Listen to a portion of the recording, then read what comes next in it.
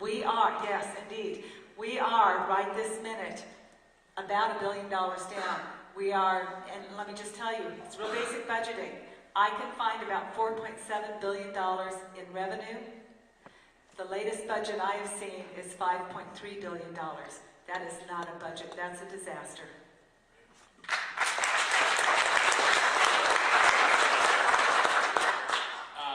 I tend to think that during legislative sessions, it's not only the governor who should have the political will to say no to increased spending. I certainly think the legislature plays a huge role in it. Republicans in our legislature have been a minority for, what, 80 years now? And if we don't all band together and make a change, we will probably be in this position again and again and again. You have people, certainly this year, I think their entire house is up. Is that right? Every two. And you have people who want to bring stuff back to their districts. I don't think that every legislator in the state is doing that. Certainly our Republicans aren't, but many, many Democratic legislators are wasting our time and our money. They're going to go back and do it again to the tune of $50,000 or more a day just to get themselves reelected. And I think there's something really wrong with that, and I think we need a governor who's willing to basically veto everything on the table that's not germane to the budget, that doesn't actually address our basic services and our basic needs. And I think Janice hit the nail on the head. We had a governor who threw a whole bunch of garbage on the table and was actually absolutely ignoring our legislative session. And I actually think he wanted that because he's a lame duck. And if he doesn't have a special session, he doesn't have anything to do. So I think this is, again, I said just because I'm not paranoid doesn't mean they're not out to get me, but I really think this is a devious plot by this administration to keep himself busy.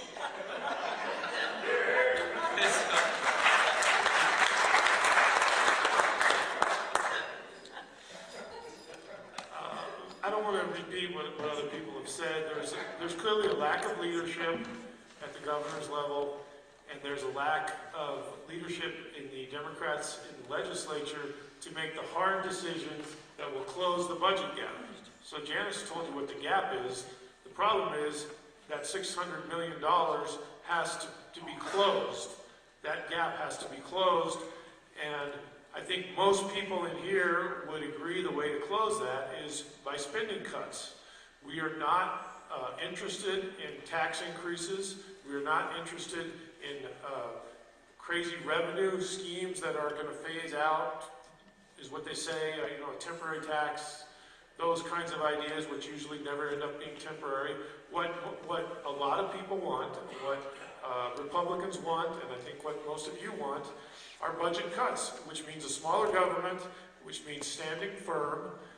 And as I started out today, I think we have a perfect storm to get ourselves in a position as a group to accomplish that.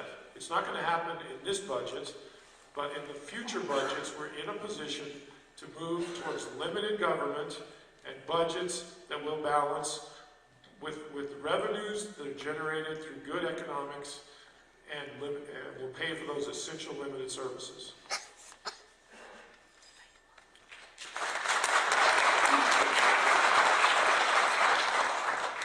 I absolutely agree that is the only thing we should be dealing with during a 30-day session, is the budget, particularly when we are in such a deficit. There's no confidence right now at all that the Richardson-Dennis administration is even telling you the truth about the status of our budget. And in fact, they're not. It's a shell game. That's why we hear from week to week a different figure, from $225 million in the hole to $350 million in the hole, then it changes to $650 million in the hole, and now it's $1 billion in the hole. They're not being honest with you. And the first thing I would do as governor during the transition period would be to make sure to dissect that budget and determine the reality of it and then tell you what it is. We are having a shell game that is being played, for example, with the exempt positions. Those exempt positions end up in protected positions, although they told you that they got rid of 59 employees. Those employees ended up someplace, and they're now being protected. We have employees who are at the film museum when the museum doesn't exist, but we're paying a salary. We have a scheduler for the current governor right now that is earning over an hour. A scheduler, that's someone who puts appointments on your calendar. Over $60 an hour. We don't know the truth, and that is a sad day when a taxpayer can't be told where their money is being spent. But the last proposed budget before the special session included a 3% increase. We're in the hole. What are we doing increasing our budget? A special session is unnecessary. All that does is cost our taxpayers more money to have a special session, and that is unacceptable. Thank you.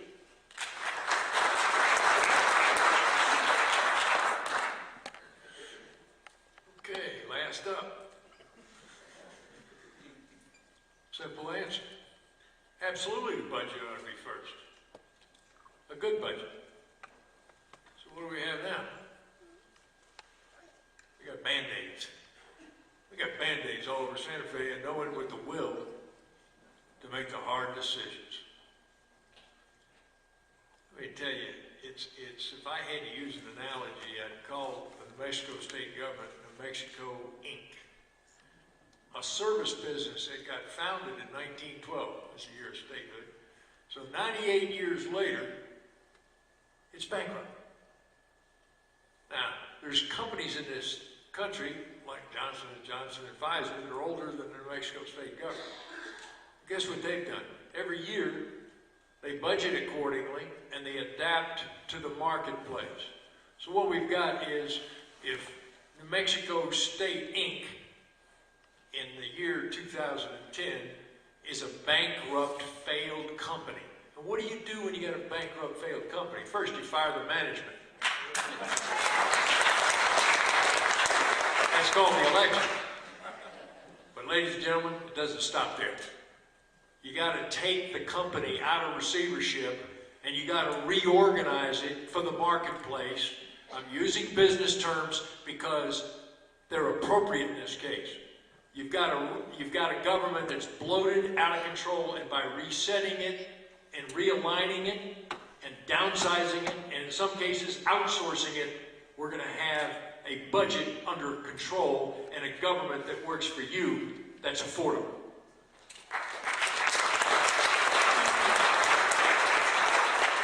Well, time flies when you're having fun, and I'm afraid we have time for only one more question. Oh, sorry. Sorry about that. My name's Mike Merholtz, and it's a two-part question. It's real simple.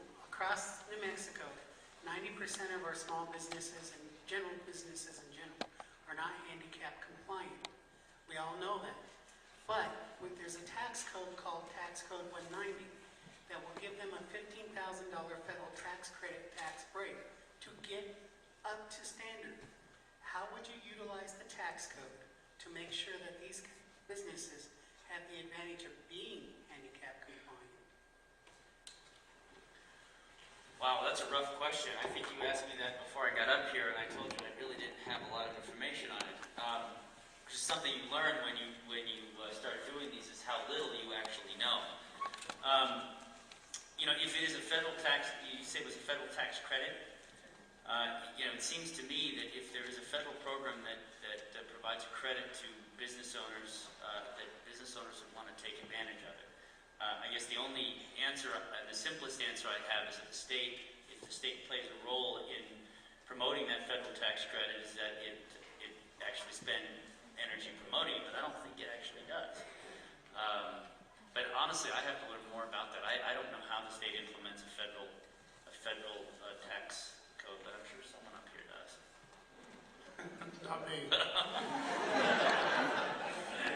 But I would say there are many programs where the state plays a role in helping people access other funding sources, whether they be grants or credits.